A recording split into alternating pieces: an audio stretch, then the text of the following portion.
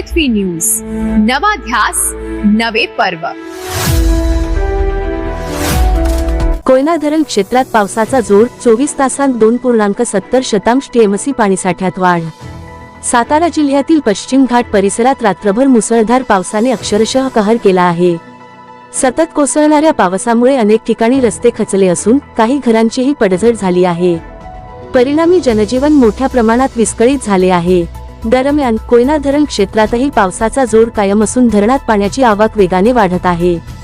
सध्या धरणात प्रति सेकंद 31,300 क्युसेक पाण्याची आवक सुरू आहे। गेल्या 24 तासांत धरणाच्या पाणीसाठ्यात 2.70 TMC इतकी वाढ झाली आहे।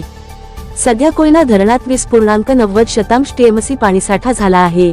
पावसाची नोंद पाहिली तर कोयना येथे 116 मिलीमीटर, नवजा येथे 161 मिलीमीटर, तर महाबळेश्वर येथे सर्वाधिक 179 मिलीमीटर पावसाची नोंद झाली आहे।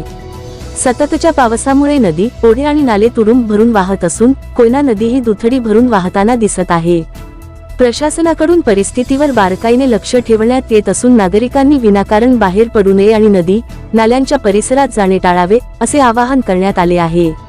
अशाच ताज्या बातम्यांसाठी आजच आमच्या चॅनलला लाईक, शेअर आणि सबस्क्राईब करायला विसरू नका। सागर दंडवते, पृथ्वी न्यूज, कराड।